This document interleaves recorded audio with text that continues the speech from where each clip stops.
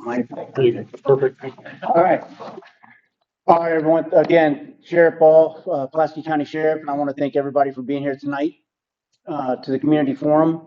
Sorry it's taking a little bit longer than what I planned. We wanted to have this a lot earlier, but with things going on in the jail and staffing and stuff like that, I was working the jail a lot. So now that we're full strength, give me time to catch up on a lot of other stuff. And then we had a class last week for all the sheriffs in the state of Missouri. Would put out a lot of good information for us as sheriffs. But first off, I want to start off with I have Chief Mike Campbell, and he's got a presentation to give for one of our deputies. Thanks, Sheriff. All right, my name's Deputy Chief Mike Campbell, Tri-County Fire Protection District. And this is Gary and Kimberly Hess, firefighters. And our department would like to recognize one of the great deputies, one of the many great deputies that serves the citizens of Pulaski County. We're going to make this short and sweet because I know the sheriff has a large agenda. But before I get started, as a former law enforcement officer, I want to say no place in any of my duty descriptions has it ever said drag hose and put wet stuff on the red stuff.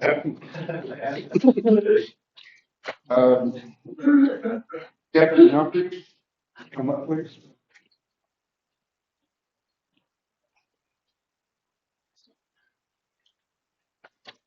All right, sir, on behalf of Tri-County Fire Protection District and Chief Russell Hall and the Board of Directors, we'd like to present you with a certificate of appreciation. Tri-County Fire Protection District certificate of appreciation is presented to Deputy Charles Humphrey for exceptional performance on 25 May during a commercial structure fire at the Richmond Housing Authority. Deputy Humphrey was the second unit on scene and assisted two firefighters in suppression and extinguishment operations. His actions was instrumental in containing the fire with one unit. Deputy Humphrey went above and beyond the everyday scope of duties of a law enforcement officer. His action to serve and protect reflects his obligations to Pulaski County Sheriff's Department and the citizens of Pulaski County. Thank you, sir.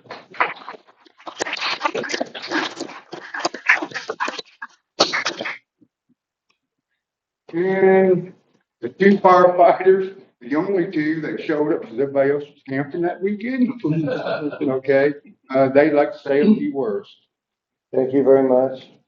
I had just had knee surgery recently and I was in a lot of pain. And due to Officer Humphrey's help, he made my job easier. He didn't ask, he just acted in, started pulling hose, started helping me straighten it out. I could not have done my job as good as I did without his help. And to piggyback off of that, I was the firefighter who was on the job of extinguishment, and I had 3 other outlying things that needed to be protected. And without his help of controlling one of the outlying buildings, we could have had a whole lot bigger of a problem. But we didn't, because he stepped in, said, "What can I do to help you?" and instantly went to work. Awesome.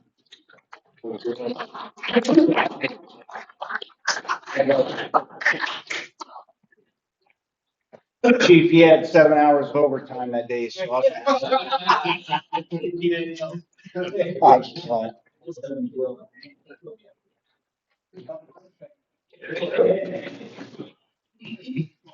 So what a way to open up. That's what they signed up to do. They signed up to not only protect and defend, but also to help out however they can. And I'm lucky to have deputies like that that will reach out.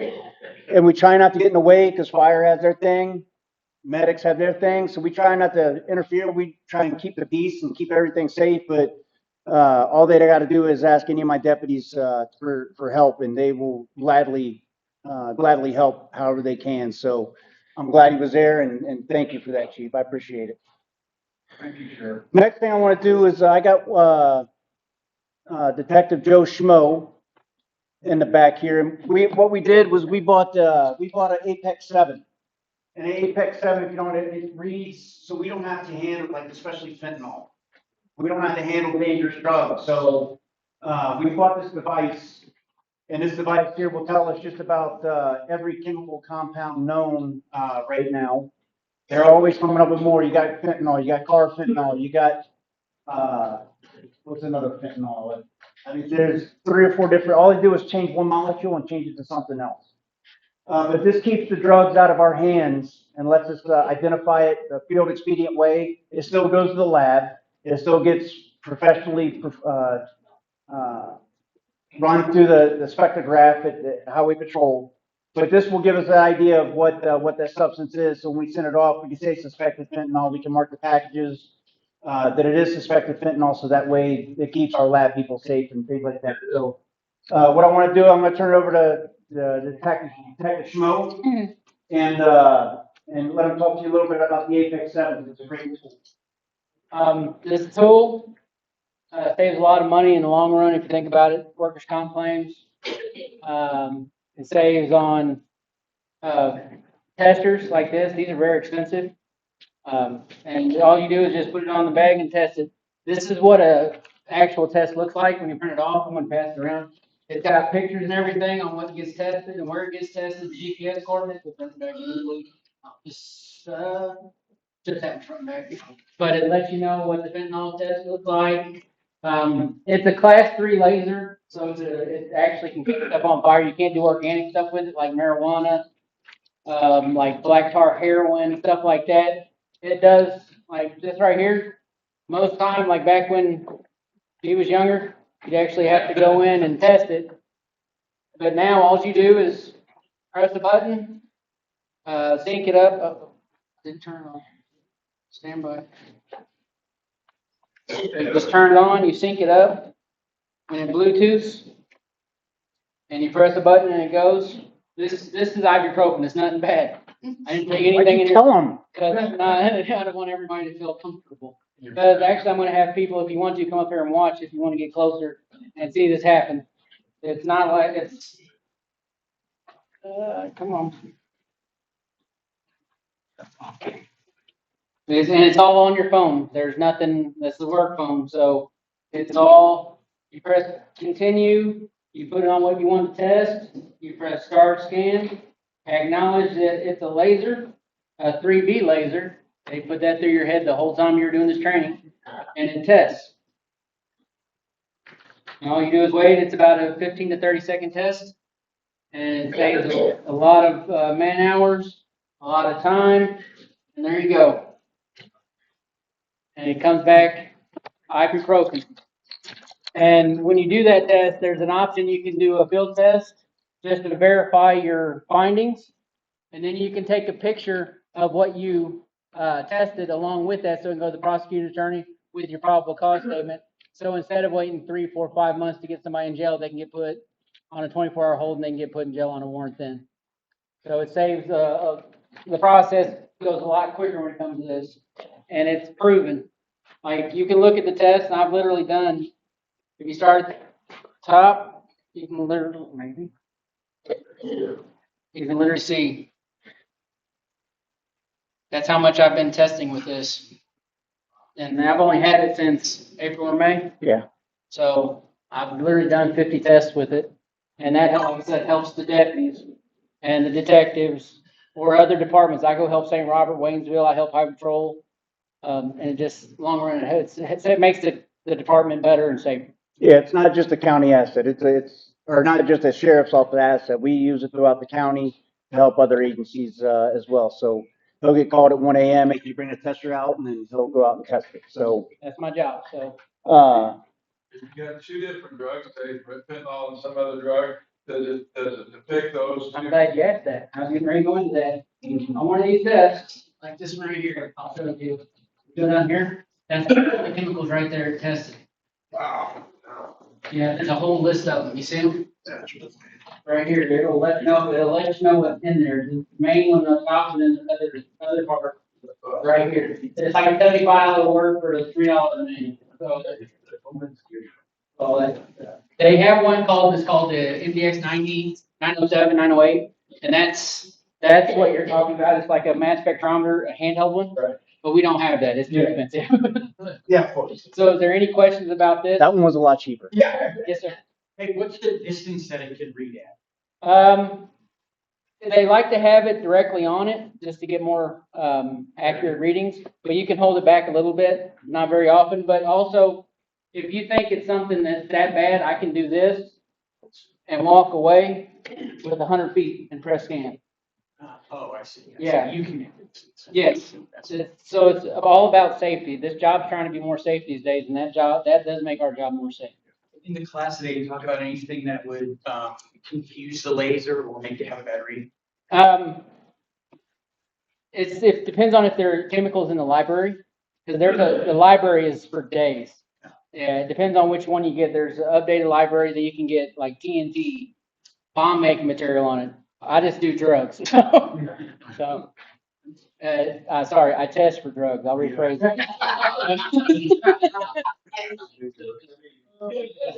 Anybody had another question? Oh, go ahead, sorry.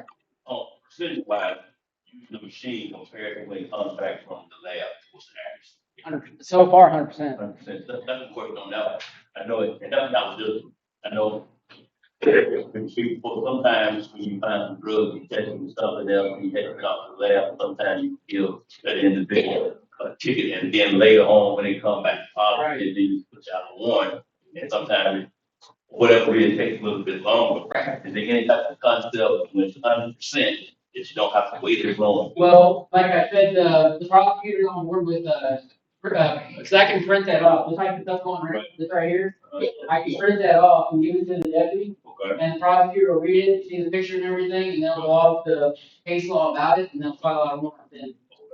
And they'll start the case proceedings after that. So, go ahead. How long has this technology been going on? Been a while. This actually, it's been a long time. We had a thing called a TrueNarc before. It was through a task force. It was through South Central Drug Task Force. This is a lot, it's smaller and it's better, I think, quality. Nowhere near what that thing does. No. Right. And then, I forgot my other question. So it's been, if you look up ramen, yeah, it's called Apex R7 Ramen. Like the noodles?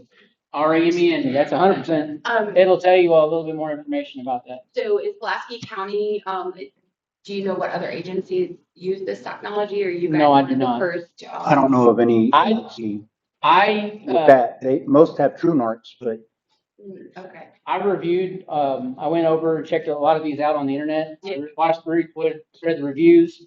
I was used to using TrueNarc, so I was biased on that one, but then I read this one and read the reviews on it, and I was like, maybe we should try it, and we had them in, and it worked great.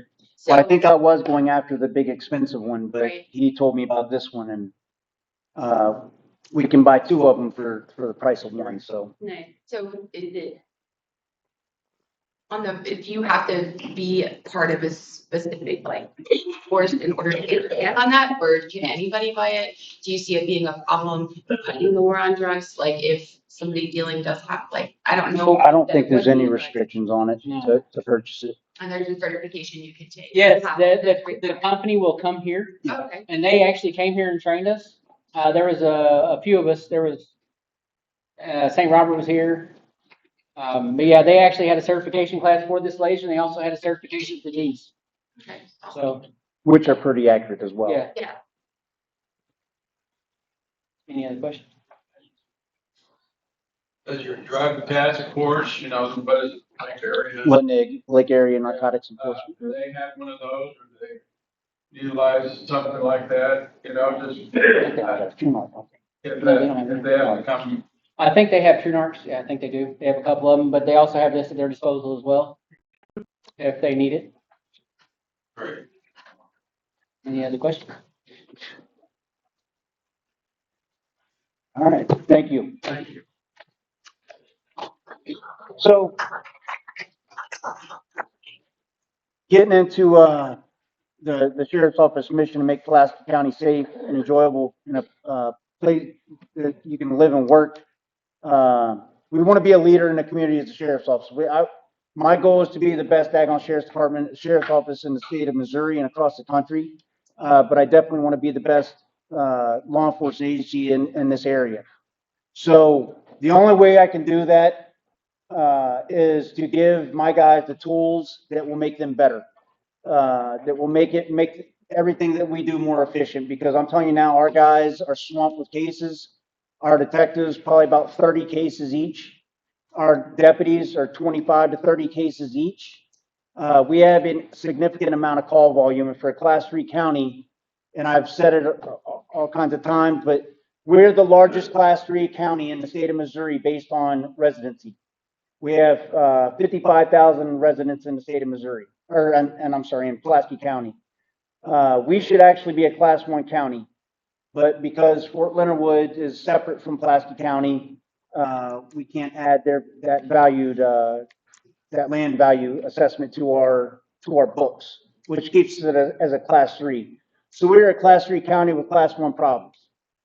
And I have nowhere near the manpower that a Class 1 county has, but we work through it. That's not an excuse. We charge along, and we do these cases, and we do them with professionalism. And that's the main thing right there. We don't use excuses. We don't have the manpower, but some of this equipment that we are getting will kind of ease the burden in some ways of manpower.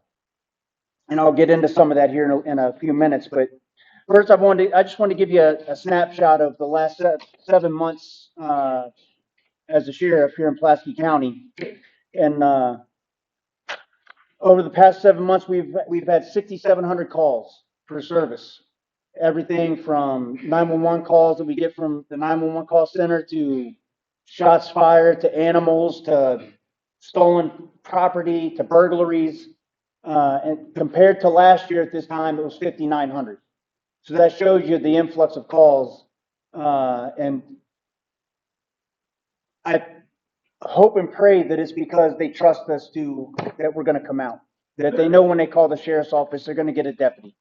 And we do, and with a high call volume, though, 2 deputies work in the county or 3 deputies at any time work in the county, then they're all tied up. So we have to get out there to those calls. After one call, we finish one call, we're out on the next call. So high call volume, it makes the nights go quicker. But at the end of the day, when you come back in, you have like 7 cases from that night. It just adds on to what we already have. So, but we intend to fix that through some certain ways. Crime trends showed domestic disturbance and disturbance cases in general, as well as assaults, are on a steady rise. And I think that's because they are calling us now versus not reporting it. They're now reporting it. That's my hope. Burglaries, they're at an uptick right now. Mental and emotional calls, they're growing. We have a lot of mental and emotional calls where we got to deal with mentally and emotionally unstable people. Most of us have been through SIT training, crisis intervention training, which is great training that helps us cope and deal with how to deal with these certain individuals. But with those, just as domestic disturbances are probably the worst call to go to, because that puts the deputy in that much more danger, because you never know what the other spouse is going to do once they put handcuffs on one. And if there's only one there, because I can't always have 2 people there. Our goal is to have 2 people at a domestic disturbance, but depending on the calls, depending on the volume, it might just be 1 deputy, and that deputy will clear out and get there as fast as possible to the disturbance. But mental and emotional is our next most dangerous call to deal with, just because of the instability that person is going through at that time. So I'm fortunate to have deputies that are able to de-escalate and not make something a lot bigger than what it should be. And we're able to work with our partner agencies throughout the community, COMC and our ambulance district, and things like to get the ambulance out to check them out, to get our COMC folks out there to help de-escalate, and hopefully get them to where they need to go for better resources versus being stuck in a cell downstairs that does absolutely nothing for a mentally unstable person. But that's what it's come back to. The over across the United States, the sheriff's offices are the mental institutes for the states, and it sucks. It's not a good place to be. I have 75% of my people down there have a some type of mental uh, instability, and that jail is doing them no good. But we're waiting on beds, so we have to deal with them in the meantime, and that's what we're doing. I've told my guys I want traffic stops, traffic stops, and I use my canines religiously on these traffic stops for open air sniffs. Open air sniffs have been proven. They do not violate your Fourth Amendment right. We're not searching, but my canine handler, Humphrey, and my other canine handler, JD, they just walk the dog around the car. I put this out many times. I'm going to keep putting it out. If you're smuggling, if you got dope in your car, I don't care if you got a bag full of McDonald's cheeseburgers in your bag. Stitch and Alex will sniff it out. The two Waynesville dogs will sniff it out. They will smell that odor. They will alert on it. And at that time, it's game over after that. So they keep trying, and we keep finding it. So enforcing our laws on the road, making those stops is a big, because that's where not being proactive and just letting things go.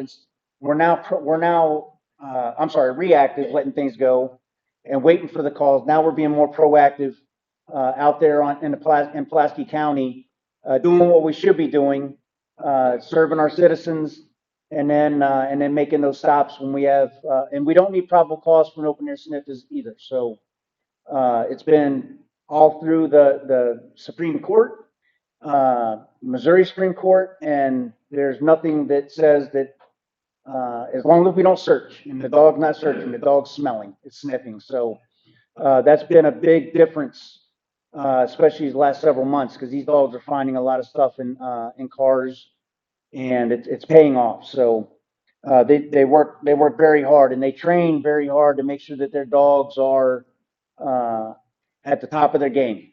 They do training every day. Weekends, it doesn't matter. They got a training book. They keep a log, and they're training their dog to make sure that they are proficient and smelling the odors of certain narcotics. On drugs and fentanyl, it's meth and fentanyl are the biggest thing in this county, and we are going to continue to fight it. We're never going to win the war on drugs, but we're going to put a dent in it as hard and fast as we can. And to say that, I talked to the coroner today, and God bless, I don't want to jinx this, but August 4th was his last call out for unconscious, unresponsive.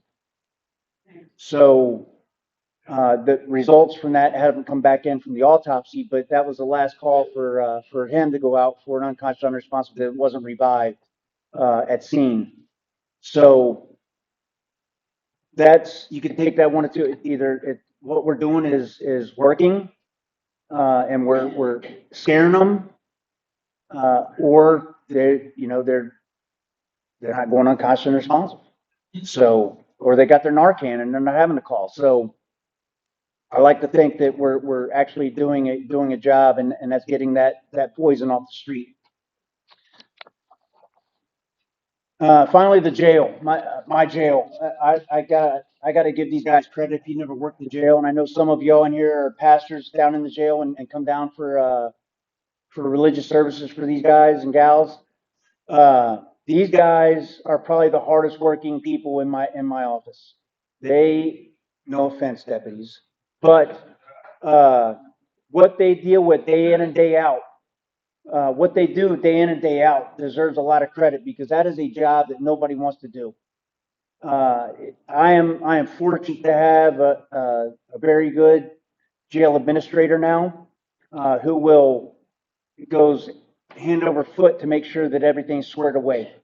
The jail is the sheriff's biggest problem. The jail, it will get me a lawsuit quicker than you can, whatever analogy you want to use. These guys are down there trying every way they can to try and come up with some type of lawsuit. I've already seen it. I've already been through it.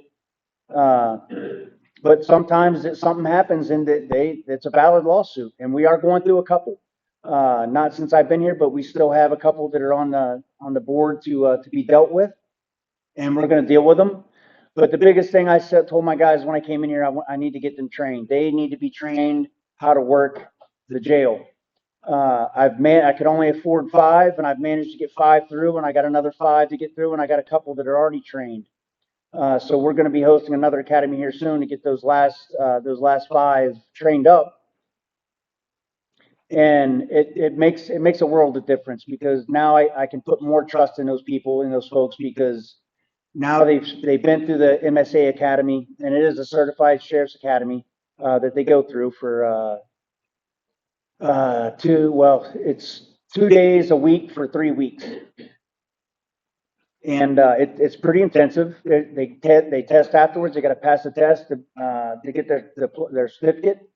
So it's good training overall, and it shows that you can see a difference from my new hires that haven't been through to my ones that are down there now. So they're doing great things, and I don't give them thanks nowhere near enough. And after working the jail for a couple months, I have a newfound respect and love for those guys. So and gals. So it is hard work dealing with those people every day. It's crazy what they go through. If you've never been in a jail and seen these guys working, I know some people in here have did the tour of the jail, and you can always come in for a tour of the jail and see. Hiding nothing, not hiding anything. You want a tour, you come in. I don't care if it's you or a group. It doesn't matter. I'll take you down and show you. And I won't call down and say, "Hey, you got a group come through." I want you to see it as is. Just like I walked Mr. Rose and the provost marshal and stuff through last week, and I mean it's eye opening. It's a lot better than up there, the old jail by far, but it's still work, and they work pretty hard, and I'm pretty happy and proud of those guys. So, like I said before, I want to bring the sheriff office into the technology age and get things done. But with technology, it costs money. But we've been going through. I've been putting in grants that I'll go through in a little bit. I've been writing grants like crazy the past month and a half. 3 of them have gotten through and gotten approved, and I'm still waiting on four big ones that hopefully gets passed. But with the technology, we have a drone. Drone can only be used during the day. I've had several missions, more than you can count on 2 hands, of missions that I needed a drone for, and I've had to ask other agencies for a drone. So I put in for a grant for a high-speed drone from Skydio, American made, infrared, FLIR, night vision. It can take video. It's got a loudspeaker on it if I need to use it. So I'm putting in, that grant is actually up tomorrow, and I'm waiting on one more quote, and then I will submit that grant tomorrow before the 5 o'clock deadline, and we'll see what happens. But that's a pretty quick turnaround grant, because we just got it last Thursday, so I've been working hard on that one. But the drone capability, again, it's not a device that we use for invasion of privacy. It's not a device we use for violating your 4th Amendment rights. It's a device that we use for law enforcement purposes to give us a visual from overhead for whatever incident, whether it's an active shooter, whether it's a car chasing away. I mean, we can use the drone. The drone flies at this one flies at like 45 miles an hour, but we can put that thing up in the air, change out batteries, and we can have that drone up in the air pretty much continuously until needed. But that drone is a huge capability, so I put in a grant for that versus paying for it out of our budget. The license plate readers, another upgrade that's going up in our county. The flocks. Again, a lot of people say it's a 4th Amendment violation. It is not. It takes a picture of your back of your car. And I want to stress to you, as long as you haven't kidnapped somebody, if you haven't robbed a bank and drove off in your car, you haven't committed any crimes and drove off in your car, a burglary or anything like that, then you really have nothing to worry about. Because we're looking for those people that have committed crimes and we verified they've committed crimes. We just can't use a license plate reader and I do have a policy on the flock readers. I do have, the deputies do have parameters that they will go by to use that because they can't use it unless it's for a law enforcement purpose. And the plate's got to come back here to our dispatcher. And it's also run through mules at the highway patrol. So there are certain areas that and I say checking on girlfriend and stuff like that, girlfriend's car, wife's car, something like that. That's because it's been done. But as a sheriff, with my written policy and the deputies that are utilizing this technology and what it's supposed to be for, then I have my trust and faith that they will use it just for that. And if not, they will be terminated. That is instant termination. But that license plate reader there, that allows us to be even more proactive because we can now catch people committing crimes in real time versus being reactive and waiting for a call to come in to say, hey, just had a bank robbery here in Richland and, and they went west. Well, with my cameras, they run by my camera. They run through and that's the thing with this technology is I can see Phelps County cameras. I can see Laclede County cameras. I can see St. Louis County cameras. I can see anybody that's got a flock. I can see as long as they give me permission, and they can see mine as long as I give them permission. So it's a statewide, it's county. I mean, they're all over the United States, and it's a great tool for the deputies to be able to respond and in real time and get to the area they need to be, so that way they can make the arrest if needed. Or see what the situation holds when they get there. So another great product that we're getting for this county to get us up into that information age. We bought 8 repeaters. If you don't know about repeaters is what allows us changes the signal from the UHF radio to a digital radio and sends it to our dispatch. So we had purchased, I don't know, last year or so, we purchased a lot of radios, very expensive radios, but we couldn't use them to talk because you can't talk outside of the car unless you're about 4 feet away from the car. So my deputy's no good. That's a safety issue in of itself. So what we did, we used our federal drug seizure money that we got back from a drug bust that actually I did back in 2018. But it finally came to us, so it was kind of ironic that it's my case and we get that money. But that money went towards the purchase of 8 repeaters to get half my fleet done. Because even if two deputies are running together and one's got a repeater, one doesn't, that handheld will still work off the other repeater. But as I'll get to the grants in a minute, I'll tell you how we're gonna strengthen that up to get all of our fleet with these repeaters. Every deputy wears a body camera. You can look by. Every deputy wears a body camera. This isn't just for your protection; it's for our protection as well. So that when I get a call from a citizen and they say, Sergeant Cooner, he was rude to me, EMF'd me all over the place, and he said this and said that, I can say, Sergeant Cooner, I need to see your body camera video. They'll pull it up, and then I can watch that body camera video, and I can see exactly what happened, and make a determination of.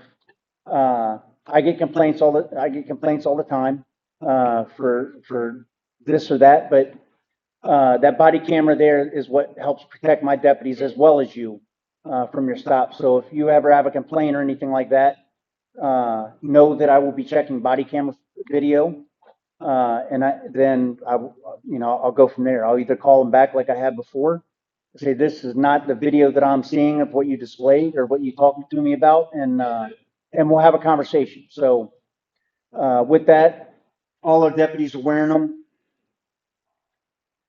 And finally, looking to modernize the dispatchers, modernize for our dispatchers, deputies, and detention officers. I'm looking at a state-of-the-art CAD system, CAD, RMS, and JMS. And the CAD system is what we use for the deputies for their cases and for our dispatchers to do the calls. RMS is our record management, what keeps our records into and what syncs our records with. Right now, well, let me get it. And JMS is our jail management system. So right now we use an antiquated system called Crime Star. It looks like imagine Atari, playing the old Atari with the joystick and playing PS5. That's the difference. And it doesn't link to my evidence. And my evidence is the second thing that's going to get me hemmed up on if I'm not careful. So when the deputies have their evidence, they do their evidence, and then they tag it, and then they put it in the evidence locker, and the evidence tech comes in the next morning, puts a sticker on it, and puts it in his system. So we haven't had that issue, thank God, because evidence tech is pretty high speed. But accidents do happen. We're not perfect. But one number off on a serial number for a gun could mean the case. So with a system like this, like we're looking at for my deputies and my jailers and my dispatch, it will now sync up what the deputies do out there. It's Windows based. So what they do out there, and they make an arrest, and they put the information in for the arrest. They click a button, say that checks he's arrested. Well, that sends that information to my RMS, my JMS, my jail. Now my jail knows somebody's coming in, and all that information that the deputy put in the computer is now on that JMS instead of coming in and starting all over with the same information. So, and it also, any evidence that we take, it will also document and link that evidence with that case. So when the evidence tech comes in, it's in his system, through our system, and then he just prints out a label and has to stick it on. Versus, put it in, make sure it's in his, and puts it, his label on it and puts it on the shelf, whatever, where he's labeling that. So it links everything together. And right now we don't have that. Crime Star is 25,000 versus a state-of-the-art CAD system versus 100,000. So with my budget, there's no way for me to afford that. But through grants, through finding money in other places that we can get it for this. And that's not only $100,000 to get the system, that's $100,000 every year for upkeep. So it blows my mind how much these people make, but I mean, it's a software system that's already developed. All they do is push a button to send out updates. But we're paying $100,000 for somebody to push that button. So it's not the best system that I'm looking at, but it is a very good system. It does use AI, which is structured AI, and it's a secure AI, which will, for instance, my body camera, the deputy's body camera footage, he can set it up to the, or you can print it out and it'll transcribe, it'll read the body camera, it'll transcribe the deputy and whatever interaction he's having with that person. So, which is a great tool because right now my deputies spend hours sitting behind the desk watching body camera footage. They do their case, they're watching body camera footage, they're typing, they'll pause it, they'll type, they'll watch it again, and they're typing. It's back and forth. And as you know, it's going to take a while. But with a CAD system like that, that will, again, less time the deputies are spending on cases, give them a true and accurate readout of the transcription. It also has AI assist. I wish I could say we are scholars at writing reports, but we're not. I'm not just law enforcement in general. Writing reports is not everybody's favorite thing to do. And you're reading a book, going through a page of things, and then you get down to the last, and that's the meat and potatoes of it. A lot of us write how we talk. So with the AI technology built into this, and again, I said it's secure, it's built for law enforcement. It knows and learns and understands our terminology. it helps to put that report in a better format, easier to read, takes out all the nonsense, and then we go from there. So again, it's a time-saving tool that we can use to make, again, the deputy has to read his report, make sure that it didn't put something in there that it shouldn't have, but as many people that use the system I'm looking at, that's not something I've heard has been an issue with it. So again, another tool for the deputies and for this office to get up in the information age to try and spend more time on the road than having to do all these cases. So grants, I talked about grants. Right now, three of our grants we've written have been approved. One for body armor for $15,000 because all my body armor expires this year.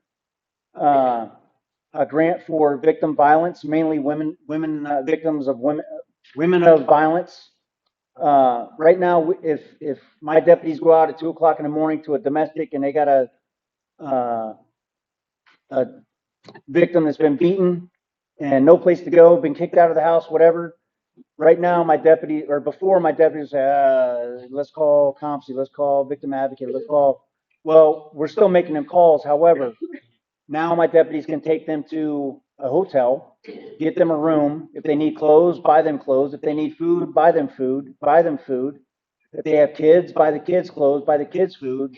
And then I take them receipts from my credit card and submit them to the state of Missouri, and they reimburse me what I spent on taking care of that person that was victimized. So another tool, instead of sitting there wondering where we can put this person, now the deputies know what we can do. They know we can put this person into a hotel for a couple nights, and I'm paying for it out of my budget. However, I get reimbursed, but we got to take care of them some way somehow, and that's another way we can take care of them and make sure that they're safe for a couple until victim advocates can get involved and find something more permanent. It also helps if we ever have to do any type of witness protection. It pays for my overtime for my deputies for witness protection. We've never run into that, but it's written in there, so it's another safeguard for us in case we have to perform that kind of function. Some other grants that I've written. We've written, because I didn't write this one, the supplemental pay for deputies. Right now, we're the lowest paid sheriff's office in all the sheriff's offices around us, to include local agencies. But we get the supplemental fund, which puts an extra $150 in our deputies' pockets a month. So it was 100 and something now. I think it's 185 now. It was 100, now it's 185 because they upped the grant. So we got that approved. Also, the big budget that I'm waiting on, or the big grant that I'm waiting on, is the Blue Shield grant. If you don't know, Pulaski County is a Blue Shield county now, which means that we're being proactive out there in the community. My commissioners work with me to police this community and help me do what I need to do as a sheriff to get what I need for my deputies to perform their function. And the commissioners, I got to say, the commissioners have been great with me. I've had zero issues with them. What I've asked for stuff and they've said no, but I've asked for a lot of stuff and they've said yes. So you pick your fights, but the commissioners, I can honestly say, have been not an issue with the sheriff's office, and we work very well together, which I'm pleased that we are. Because a lot of times, a lot of places, like a lot of sheriff's offices, the commissioners and the sheriffs fight. That's all they do is fight. They get nothing accomplished. Well, it takes a team, and they are part of the team as well. But with the Blue Shield grant, because we're a Blue Shield county, the governor, through the grant, it's got to get approved, but it's only available for Blue Shield counties and cities. But it's a $50,000 grant that I've ordered extra ballistic protection for our SRT. Right now, our plates are about 12, 15 pounds each. These plates are coming in at 3 or 4 pounds each, which may not sound like a lot or a big difference, but if you've ever worn body armor in Iraq or Afghanistan, or body armor period, with ceramic plates, then you know that it's, for the first 5 minutes is fine, but after that, you're hobbling around like who's that guy at the church? Hunchback, yeah, the Hunchback of Notre Dame. So, but with that, then in this grant, I've included 8 more repeaters to complete my fleet so that every vehicle has a repeater. And we don't have any issues with communication. Also, within that grant, 2 trauma bags. We don't have any trauma bags for SRT. We need trauma bags in case something happens to one of our officers or a victim on site. We have enough, we always have an ambulance staged, but before that ambulance gets there, what can we do before that? 'Cause we're not just gonna stand around and looking at them. We have to treat them as well. They're an injured person that we may have injured, or been injured before we got in there, but we have to perform first aid before the medics actually arrive. So, but it's an actual trauma bag. Also, a couple of handhelds, and these are Motorola Apex 8000s. They're like $9,000 radios, but that's what we use. That's what the county bought before I got here, and I want it all standardized. So that way we're all on the same sheet of music as far as if I got to get my hand held up, we're not worrying about how to do what. I've also submitted a $90,000 grant to the Gary Sinise Foundation. Gary Sinise Foundation supports law enforcement first responders like crazy. I hope he supports me. But I submitted for a $90,000 mobile dispatch center. Right now, like I said about Crime Star, it's Atari versus PlayStation 5. Our dispatch console is the same console. It's antiquated. It's old. Matter of fact, it went down last night, and we had to have somebody come in at like 1 o'clock in the morning to try and get it back up because we've lost contact with our deputies, and that's a safety issue. So, and that's happened numerous times, usually when it's raining. But we need something better, and we need to bring our dispatchers up in time too, because with that dispatch console, that shows them real time. That shows deputies on the map going across the county, shows where they're at in case something happens and not respond to the radio. So there's all kinds of safety issues that go along with that.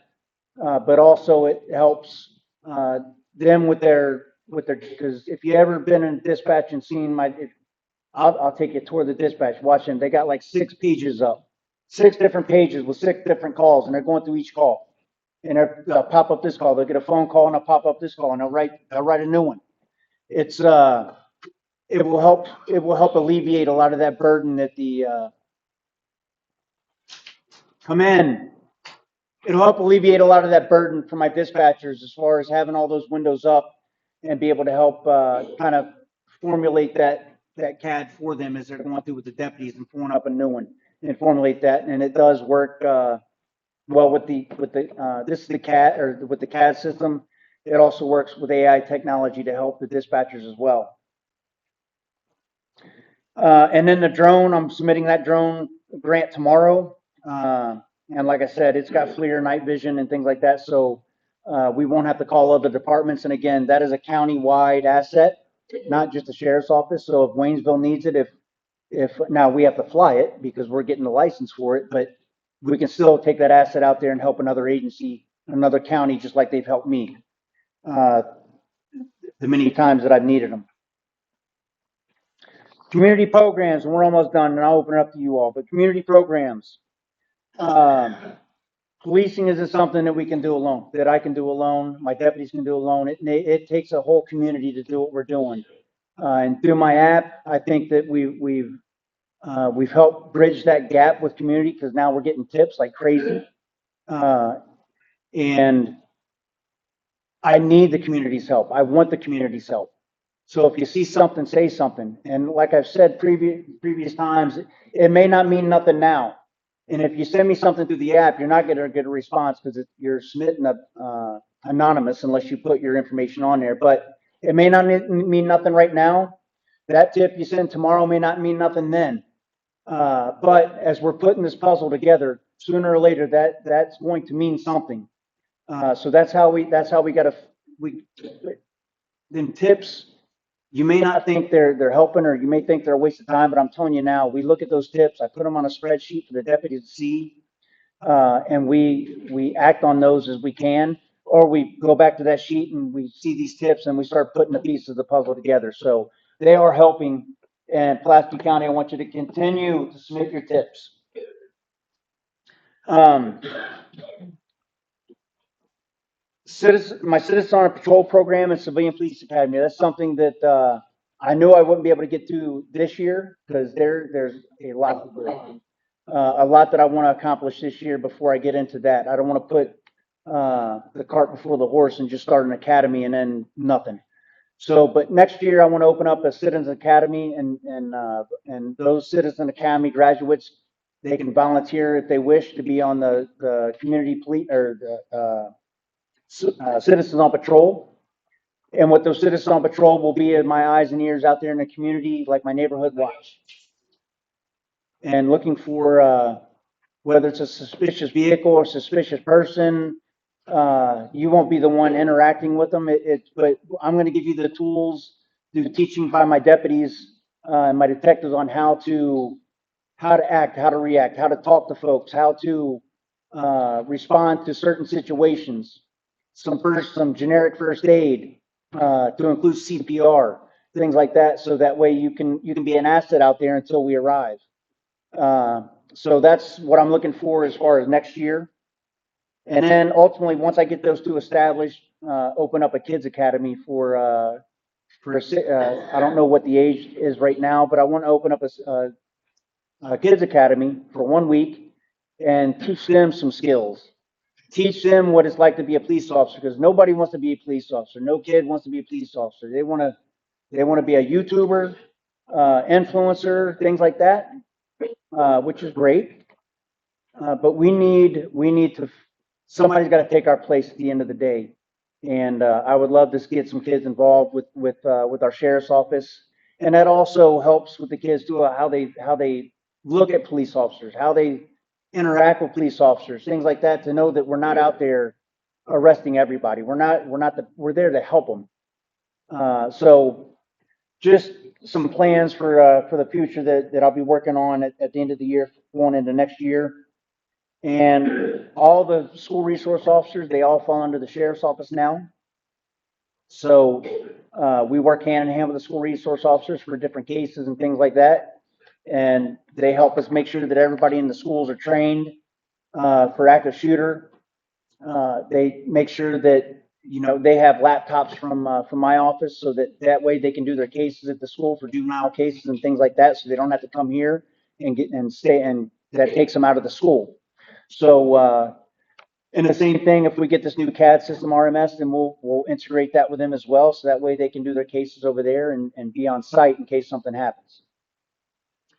And the biggest thing with this, we're spearheading a new training program that's going to integrate all of our fire and ambulance and police force and law enforcement agencies within the county. That if you didn't know, we did an operation the beginning of August at the West Side, and then we went to Lakeway.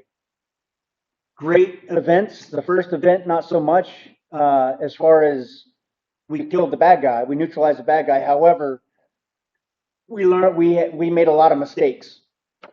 Which is not a bad thing, because it was a learning experience. When we came back to AAR, we had a lot to talk about as far as what the ambulance does when they get there, what the fire does when they get there, what law enforcement does when they get there, and how we're going to communicate. Communication is the biggest thing, and it will always be the biggest thing because we're all on separate radios, we're all on separate frequencies. Nobody's talking to everybody. So what that did was that turned into the next day at Lakeway into a much bigger event and a heck of a lot better event where we worked as a team. When the ambulance got there, we sent them down to help with the safety teams. They go into the school with our deputies after we've neutralized the threat. The safety teams go out and get the injured people out, treat them as they're going, triage them as they're going, get those that need to come out ASAP, get them out. And then get them back into the command post where they can be treated further and further evaluation by the paramedics. So like I said, and we made mistakes on that one too. But the good thing is we made them on those training areas, and that gave us a lot to think about, a lot to learn with. And that's turned us into a very valuable training program that we're going to institute across the county with all of our first responder agencies, so that we're all training together, we're all fighting together, and everybody knows the mission. Everybody knows what's going to happen with when they get there. So that's a big thing because we have never ever. I can't remember when we've worked together as a county, countywide, to do something like that. I've been since 2014, and it hasn't happened since I've been on the sheriff's office. So, and everybody loved it. So, and the biggest thing is it helps the community because it shows the community that we're working together, and we're all, and that makes us a vital resource when something like they can count on the first responders when they get there. They're going to react, they're going to act, and they're going to do what needs to be done to save as many lives as possible.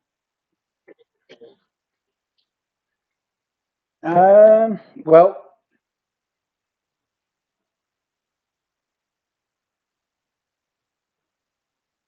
the last thing before I close, what I want to say, this sheriff's office, I am not hiding from accountability. I am accountable for everything that happens in the sheriff's office. Every decision is made in the sheriff's office, from the deputies to the detention officers. I will never shuck that responsibility, and I will remain accountable. And if it's something I need to explain, then I will explain it. So transparency is big. I've tried to be as transparent as possible, especially with Facebook and on the app and the web page.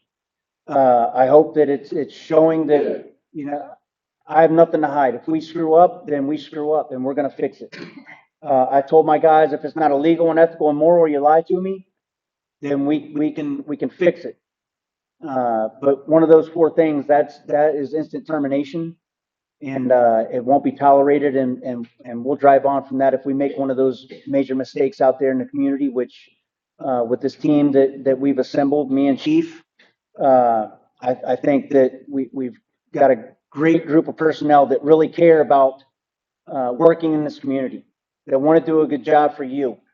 They're not out for the money. If they were out for the money, they'd be at Phelps or Laclede or somewhere else. We're up at the lake working at making 60,000.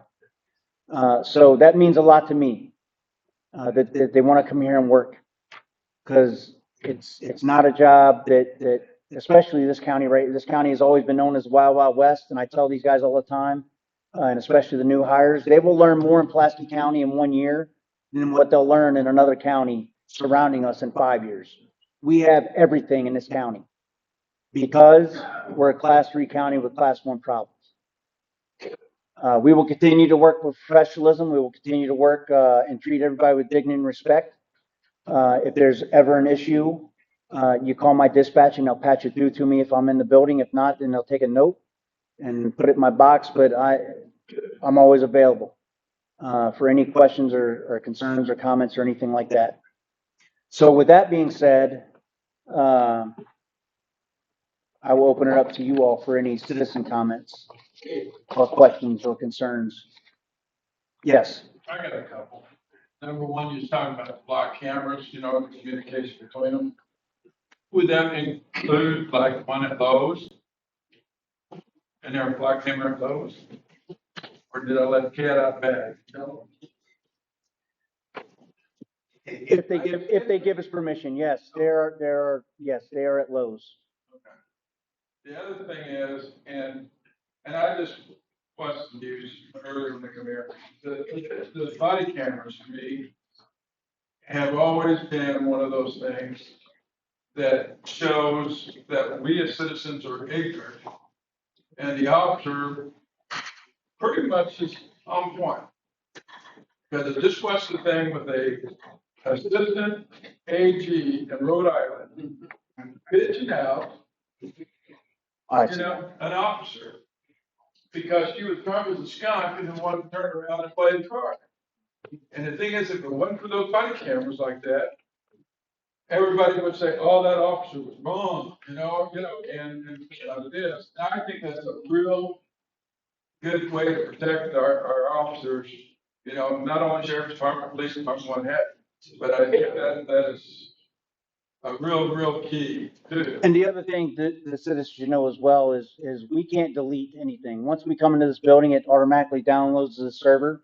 They can watch it, they can save it, they can send it to me or whatever, but they can't delete their body cameras. The only person who can do is our IT. So another thing for transparency, making sure that everything is kept and the way it should be. Well, it's the officer's best tool for something like that. But like it helps the community as well, because if the officer, the deputy's wrong, it will show that as well.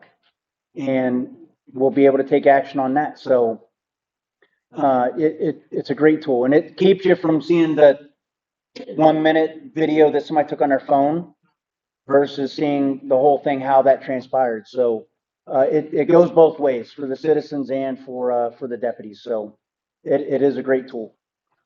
And the other thing on Fourth Amendment, as a former newspaper publisher, we used to have people, you can't take my picture. But once you go out in the public, you have no expectancy of privacy. No. You're in the public, so you know, you're gonna be there. You know, so folks, just think about that. It's no different than me going behind your car and taking a picture with my phone. It takes a picture of the back of the car. It doesn't take a picture of inside the car. And the deputies or whoever's using flock, the flock camera does not give them probable cause. Because if I take a picture of, I'm looking for Reggie and I see his car and it comes across me there's his car. I'm going to the area and I pull him over and it's her driving. Why did I pull her over? Still got to get probable cause to make the stop. The flock itself is not reason for stops, and that is spelled out in my SOP. And once we get the flock up and going, we haven't really been talking about the flock that much within the sheriff's office because it's not up yet. But once they get them all up, we've got all of our MoDOT and our highway patrol certifications so they can be put up. So now they're surveying the areas that I want them, and they'll be put up shortly. But yeah, it's not probable cause just by using the flock. That doesn't mean nothing. The deputy still has to get probable cause, like turn signal or speeding or crossing the line, something like that to get probable cause to make the stop. But we just can't make it because it's Reggie Reese's car and it's somebody else driving. But that's an adjacent to your drone, because the thing is, I'm not sure if somebody's backyard, they're peeking through a window, they're sitting out on the street, they don't expect it to be a private. So, Well, the drone will be used for law enforcement purposes, and if we have to use a drone for anything other than that, if we have to use a drone for a search warrant, then that will go through our prosecutor.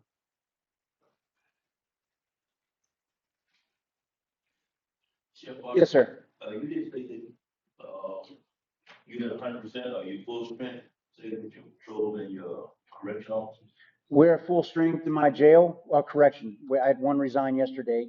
I'm one, but it's getting filled. And as soon as I can get this person onboarded, I will be full strength on the road. So I have 16 on the road, 14 in the jail. I have a question. Yes, sir. Because I hear you're writing a lot of grants, which I think is phenomenal. But I did hear you say that the agency is one of the lowest paying sheriff's departments. I had this like being involved in the sheriff's department. What can we do to make that pay competitive? So they don't want, I mean, the attrition rate there for a while, a lot of times. I know it's been here for a while, but what can we do to make the pay competitive? Buy a lot of stuff for the law enforcement tax. I mean, it is what it is, and I'm not making it as an excuse. I mean, the grants are there, and if I can get them, great. That saves, I mean, that saves the taxpayers from having to get that burden. Like my rifles, we just got brand new rifles. Those rifles were paid for by our old rifles we turned in, and hopefully by either auctioning rifles or turning rifles in from evidence. So that paid for all of our brand new rifles for all of our deputies. So instead of paying 20-some thousand dollars for all those rifles, that's what we got to do to try and make up for some of the, the lacking of the funds in the budget. There is something else that, and I'll be talking with the prosecutor about this here in a few minutes when we're done, but yeah, you don't know it yet, but,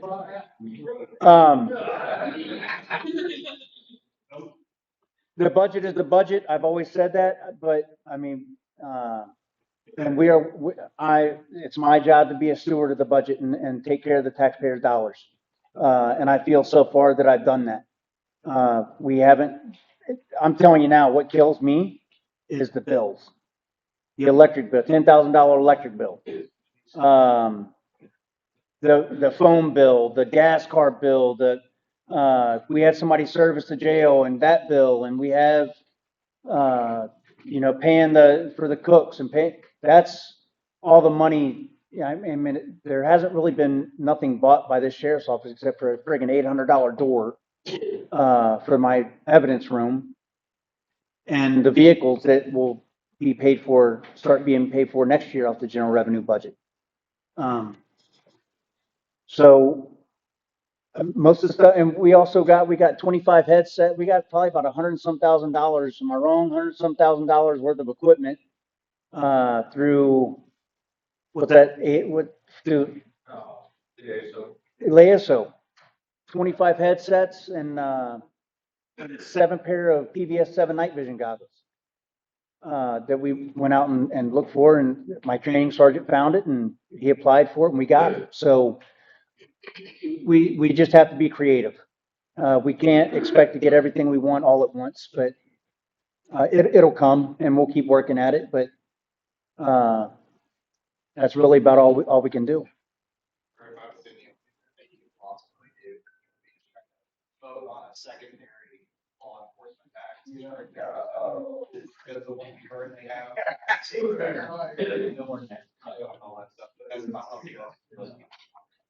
I mean, there for a while, you got everyone's out here. I'm not sure if this is like picking up. You got guys out here responding shots fired $16, $17 an hour. It's half of the average blood duration.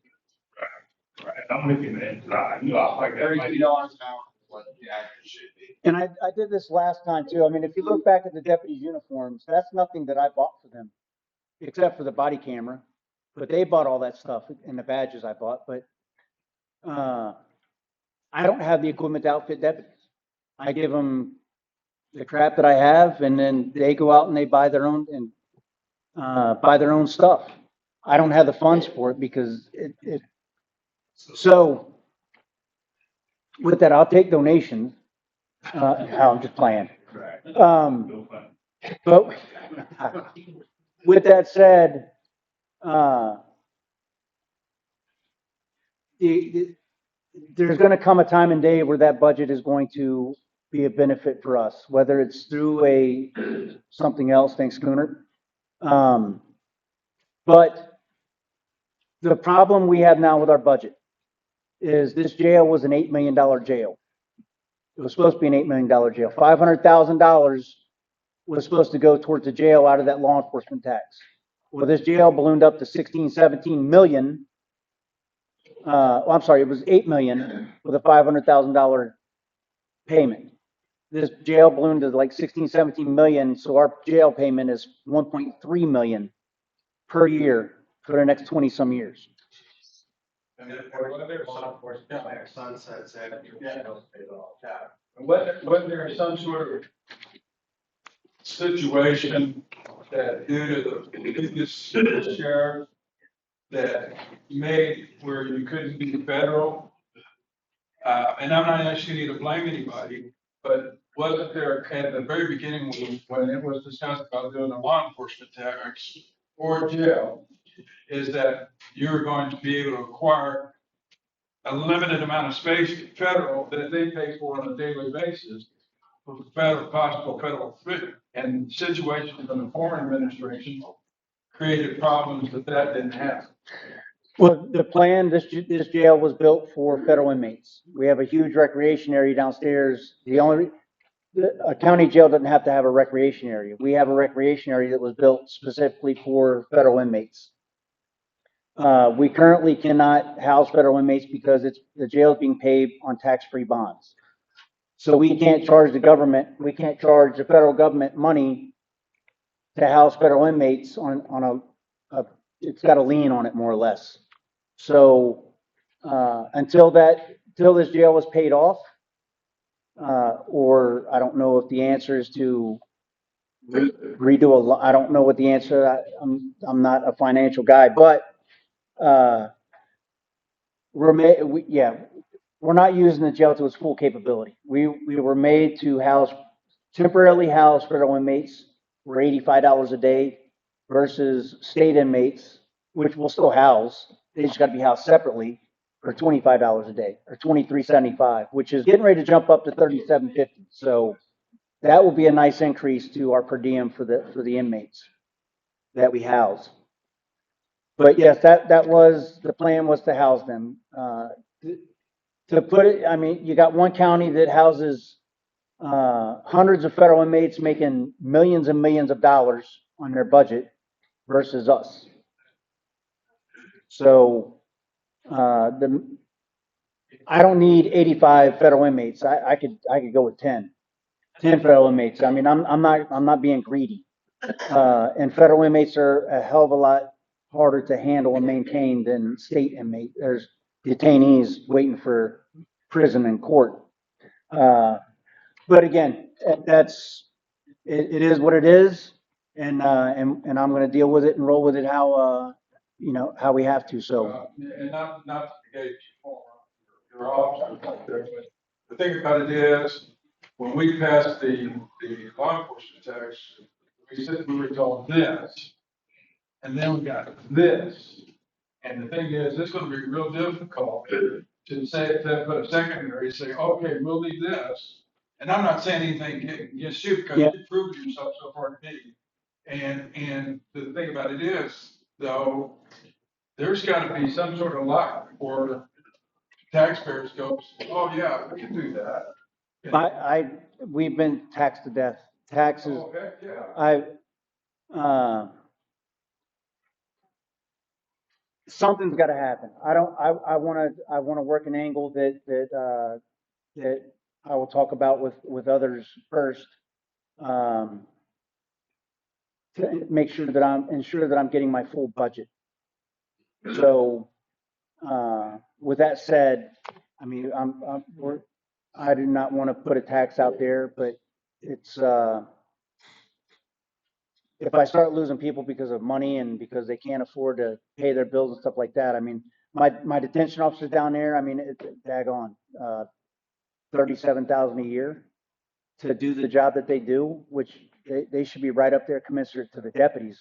There's a couple sheriff's offices where the detention officer and deputies are the same pay, and then they go up by years, but we're not fortunate enough to have a pay scale like the military. Like every couple of years you get a pay bump. It's just not built into the budget. The other part being is, and because I am, I'm one of those senior citizens that got my tax froze. Is that gonna? Oh, you're good then. Yeah, well, no, I still make construction, I still use stuff. You know, my deal is that, because at our last meeting, we were told that there was like 1,600 people that actually were approved to do that.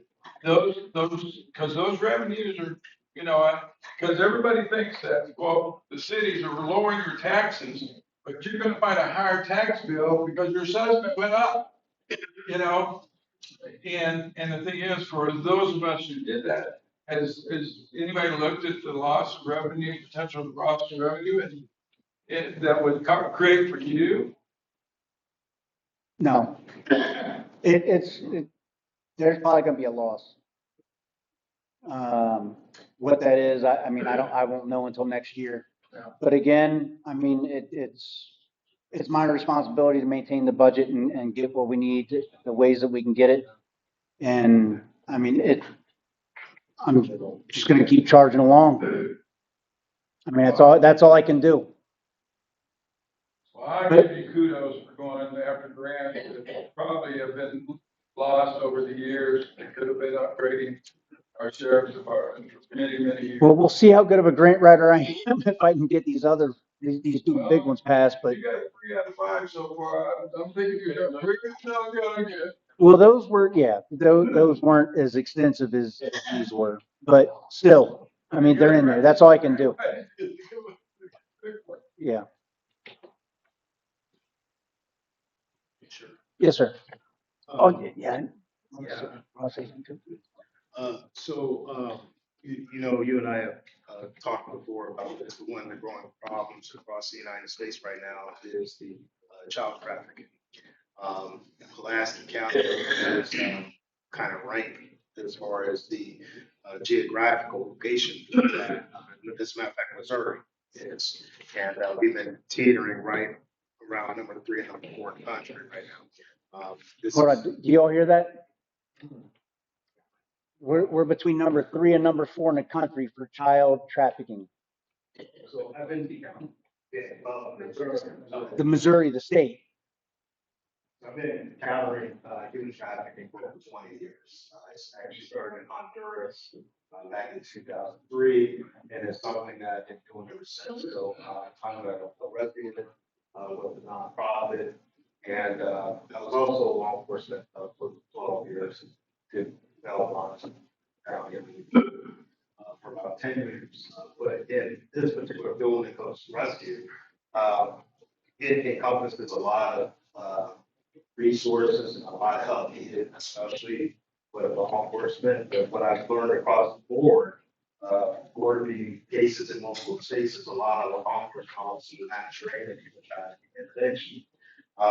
Melody, my colleague, and I, along with Meredith, we're coming from a nonprofit called Tiger Ability. We are trying to develop initiatives in order to protect Missouri.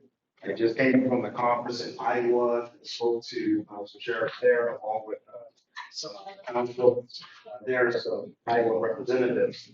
They're looking for initiatives. They look at us as a sister state. A lot of times these guys go across state lines once they get up there. And by the time law enforcement has responded to that, they're already out of the county. And it's a big issue.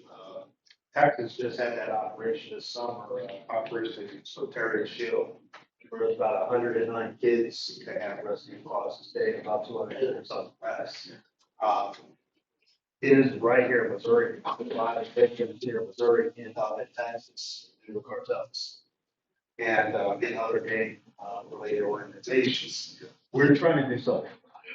And one of the things that I told items there is when it comes to our kids, you don't have to ask for permission to intervene.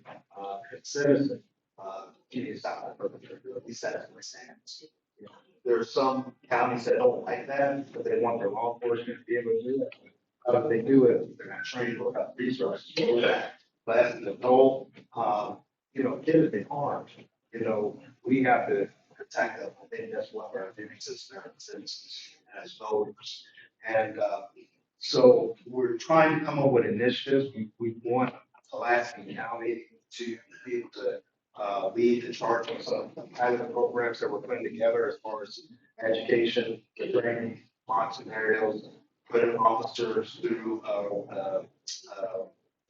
fight flight scenarios when it comes to trauma, treatment, recovering victims, all that type of stuff. You know, what to do if somebody's overly emotional, what to do when you're rescuing somebody or you come across somebody accidentally, but they don't want to leave out of fear, but you know you have to get them out of the situation as an officer. You know, and that's I was actually on a case a few years ago where I was trying to rescue a single mother out of St. Louis who was taken by buds. They found out I was trying to rescue her and sold her to the buds in Atlanta, Georgia. It took me 14 months to finally track her down, but Homeland Security got involved. Finally tracked her down to a Super 8 hotel because they kept moving her from hotel to hotel. And they went in with 10 heavily armed federal agents and still couldn't get her out. because the traffickers own the entire hotel. And part of our education, I was talking to the superintendent about this, is, as a professional, when you're traveling, or even just as a family member, when you're traveling, you book a hotel, just little things like, before you get out, sit in your car for about 10 minutes, and just assess your surroundings.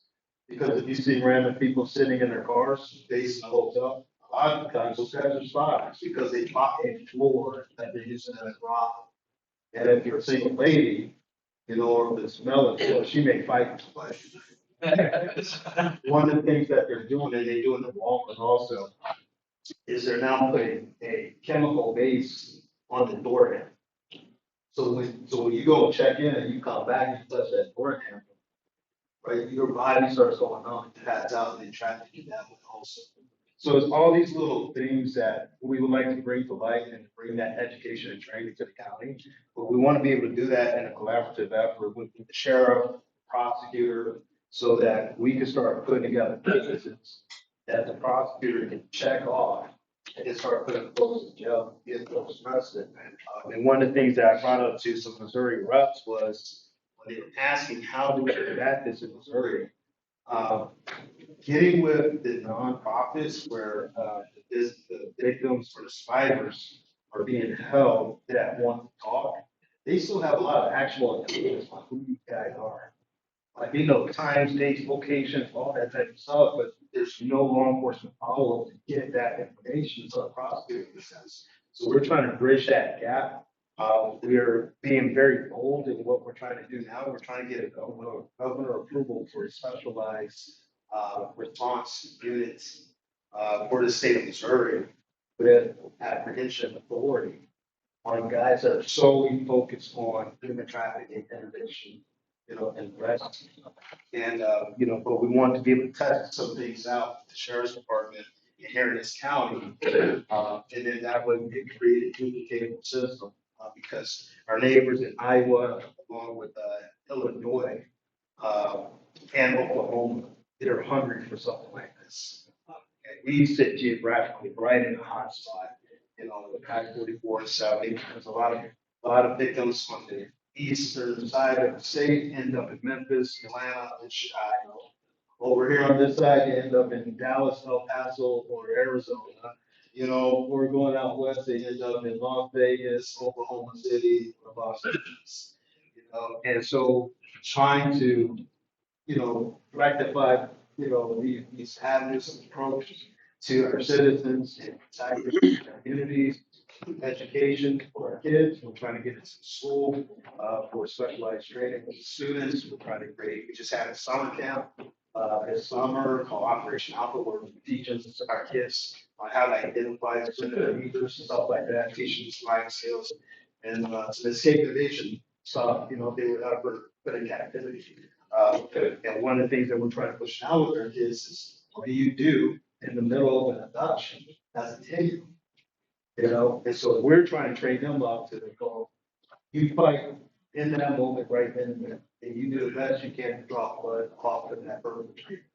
So crime scene investigators gather evidence so that we can figure out who that person is. Because once these kids are taken, you won't see them again for about, after 90 hours. They're just gone. So I'm glad to see some of the states right now are taking a bold, stance on after a lot of these guys. But Missouri, like, we really have to try to get the state back, and protect our families. And we want to start here, in Pulaski County, the sheriff's department, and run a lot of initiatives by you and see what we can provide. We definitely want to offer some free basic training for the deputies and all your staff. And we want to also offer it to the fire department too, because they may also come across cases they may not know, that there's a victim there. I think it's important. So I'm glad to hear you guys did a collaborative effort with all your emergency services. We would like to bring that training and education piece to the sheriff's department. Absolutely. We talked after that, I mean, that's, education is key. So the more knowledge we have, I mean, and be able to react to and to know what to look for. Because right now, I think it would be accidental. Oh, that's my, so the more knowledge they have, the better we are, as the county. So, by all means, Reggie, that's, my stance. I'm all for it. So, We have a preliminary outline for you to look at and get anybody's opinion on what you want that training to look like and what you already have, like what you already know. A lot of great things, like, knowing that your resource officers are tied in with the sheriff's department actually helps us in our Mhm. forward motion, knowing that you're already collaboratively working together on certain things is definitely helping us in that aspect. That's so with everything with the aerial initiative, and having Pulaski County, I'm very excited to everything that I've heard from you and how you're moving forward with technology and with grants and trying to just combat any crime that you can throughout the county. We can teach the kids at the camp, but if our law enforcement doesn't know, or if our kids don't know, it has to be a collaborative effort Yep. across the board, with the school, and understanding and knowing what the difference is between all of the different, DP and FA and trafficking, and because it doesn't all look the same, but a lot of people right. don't know that. So we're definitely excited to partner with Tiger Lily, and we hope to, with your input and others' input, have everything ready to go by September 15th and possibly roll out something initially with you guys before the end of the year, and then have you host possibly, we would host a collaborative effort with Pulaski County, maybe the head of that, with other law enforcement agencies throughout Missouri. Okay. Roundtable. Yeah. Reggie, were you saying that you're ready and prepared to work with the nonprofits, or you're saying you'd like to? We are ready and prepared. Yeah, so I'm the vice president for Tiger Lily already. But we've tacked on an initiative called the Aerial Initiative. And, so Tiger Lily is founded by Meredith Temple. She's out of St. Louis, Illinois area. She was a survivor herself. She got herself out. And she's been, for about 10 years now. She's actually one of our guest speakers. We want to bring down here to the community to tell her story. The reason I ask you is I'm the director of Show Me Nonprofit. What we do is bring nonprofits together, which is exactly what you're doing. So I'd be willing to coordinate that for you. Yeah, definitely want to get your information on that. Exchange. Yeah, absolutely. Yeah, quick question. Yes, sir. A few things. How's it going in the city of Concord? Are we, how's everything? I live on the outskirts there, I don't live in the city. But my concern is, making sure that everybody's safe, because, I know people that live in the city of Concord. I do appreciate you guys putting in a much per hour, year to let people know what's going on. That's a great thing. We need to change that, by the way. We need to move that, by the way. Yeah, we probably should move it around a little bit. Yeah, how's the city of Concord going? How are you guys? You're not gonna make everybody happy. They want more law enforcement, I know, but that's what I can provide is what I can provide, and they're paying that, and the city's paying out of their revenue for a deputy day and night. And that's all I can provide right now. Unless we get more deputies in and I can have, but if something major the deputies spend majority of their time in the city of Crocker, and they get called out, they're free roam regardless. Yeah, I still love it.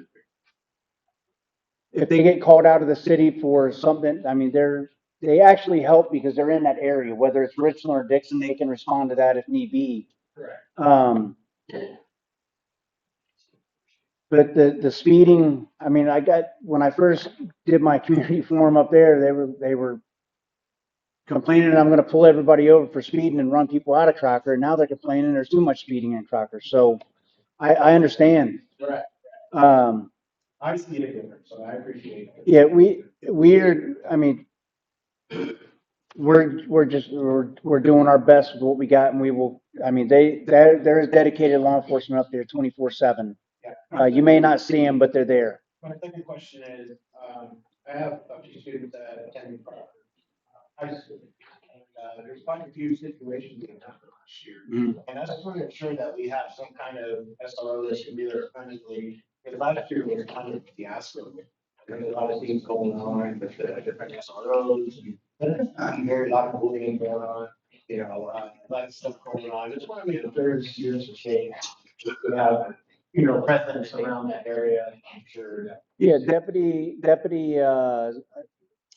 Whiteman, she's the SRO at Crocker. From what I've seen of her, she's very good with the kids.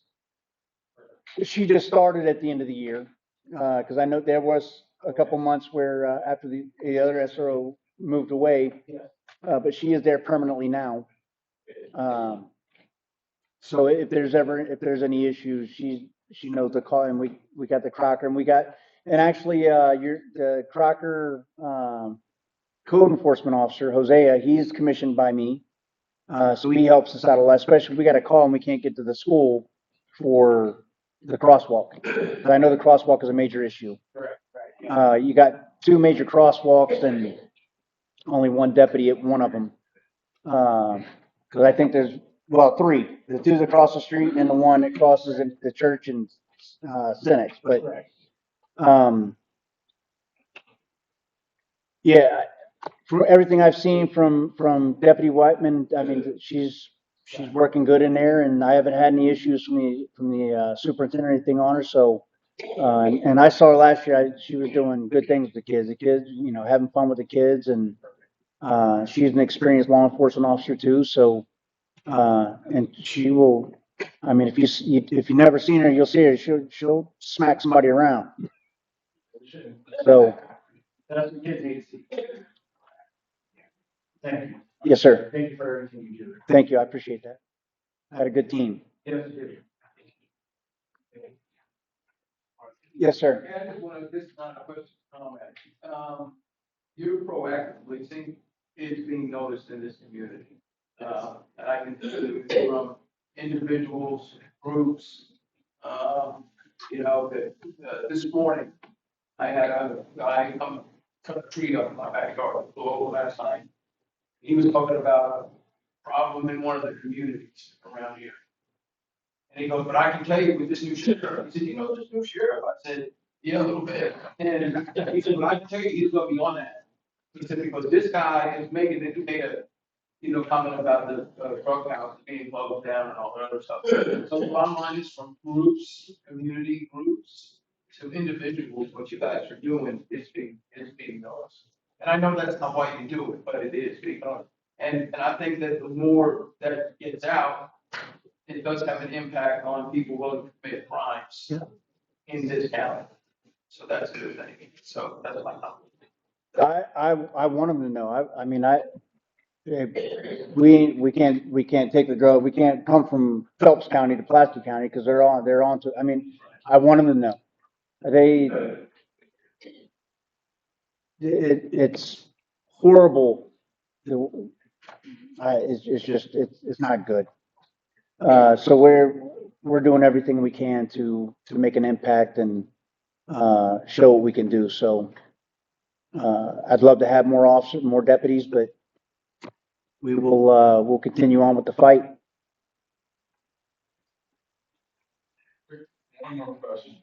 With the containment of our border, and you've got ears to the ground as law enforcement, has all law enforcement officers noted anything about the reduction of fentanyl since the borders been tightened up? Overall, and I'm talking about overall, not just here at Pulaski County, but overall. I mean, it is, our drug officer, he is having trouble finding it. I mean, he can find, I'm talking like, not the users. Yeah. The deputies deal with the users.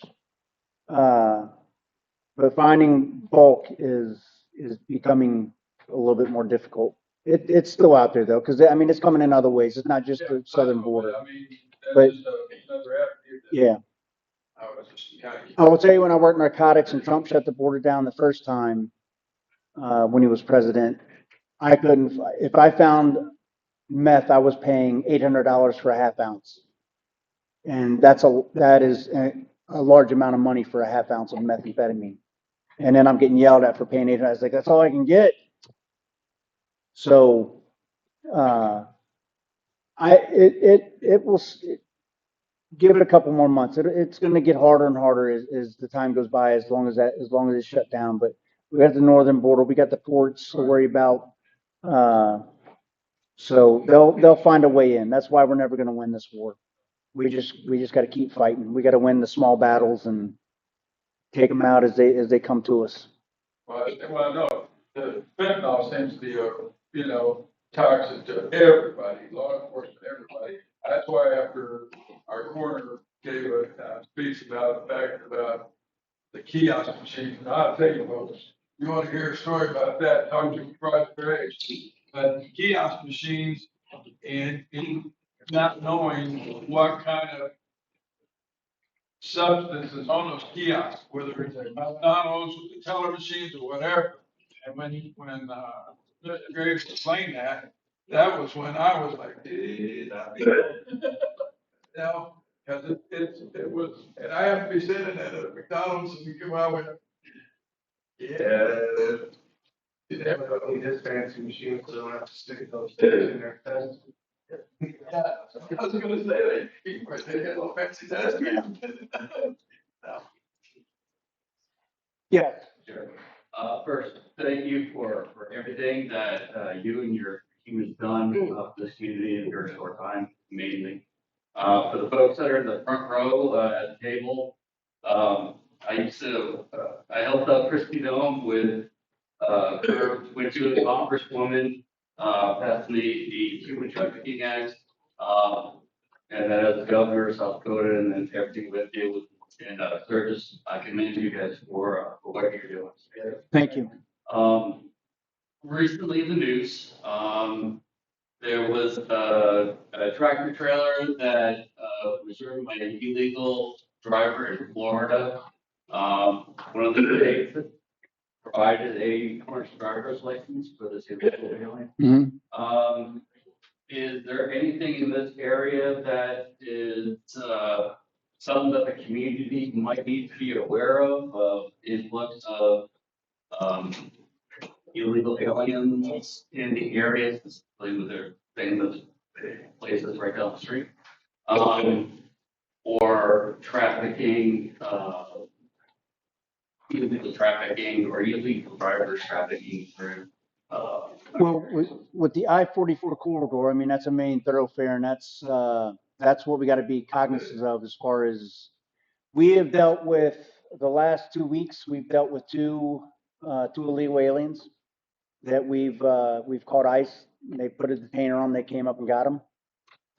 I have also entered in the 287G agreement with the MOU with the Border Patrol and ICE. My deputies right now are doing training, online training for like the federal policies to know and understand what we can and can't do is but that will allow us to act upon illegal immigrants as far as holding them. Knowing we can arrest them regardless, but we got to call but if ICE has a detainer warrant that they want served, we would be able to serve that ICE detainer warrant without ICE. So I have sent my MOUs. They were approved by ICE and the federal government. So after my deputies get done with this training, they will have a credential that says that they're allowed to do this, this, and this within certain parameters. We're not federal agents, but we work together as a team because with the job they have and the job they've and what they've been through the past, I mean, it's not right. So anything I can do, and a lot of sheriffs around the country have done and supported this same initiative, I will support our ICE and our border patrol. So I haven't seen an influx to answer your question, no. But I know ICE has been here on several occasions for the past several years, and they've done a couple of big stings in our area. So they're here. We don't, I mean, we kind of run into them accidentally. And when we do, then we put them on our jail, we call ICE, and ICE comes and gets them. Yes, sir. Sheriff, good evening. Good evening. So, you know, I'm all over the vehicle stop every June. I live in St. Robert, Missouri, so there are 6 law enforcement agencies that I am concerned because I live in Pulaski County. There's the Prugh Police Department, the Dixon Police Department, the Rashid Police Department, the State Robert Police Department, the Waynesville Police Department, and of course the Sheriff's Department. So I checked the numbers for those 6 agencies. There are 2 agencies where I couldn't find the number. I checked back with the state attorney sheriff's office, they were, send them a message and a Lube call. And she explained that this year, when they were collecting the numbers from different police agencies, I guess there was a transition, the guy who doing it, he left. I guess the transition, the handout, whatever you want to call it, didn't go the way it should have. So my question is, I didn't numbers for the plastic. Can I ask you for those? Would you email them to me or? The numbers to all the, Oh, no, the numbers for all these are on your website. I'm wondering if you got the number for Pulaski County Sheriff's Department, they're not on the Attorney General's website. number to the Pulaski County Sheriff's Office. Well, no, I mean the numbers for, the numbers of vehicle stops. Vehicle stops. The vehicle stops. Yeah. Yeah. Yeah, Your desk, right? huh? Get the password at the desk. Here's the thing. Yeah, I will get, because my chief does does those reports for that. And I can get chief started. We usually do a roll up at the end of the year. Because it is a mandated report that we have to do. But I can get the numbers for this year so far. Yes, well, what, like I said, the lady explained to me that, I guess, whatever time frame they collect the numbers, one guy left and some didn't have blah, blah, blah. And that was something from here? Well, no, that was in the Attorney General. Oh, okay. So the Attorney General's pulling the reports up from all of these agencies Yeah. in Missouri. And during the time they were pulling them up, the gentleman who was doing it, I guess he left. Okay. And I guess they didn't have a good transition. Okay. So I can't assume anything. This is my first opportunity to. Yeah. Yeah, I'll get your email and I'll get it to you, the numbers. Okay, thank you.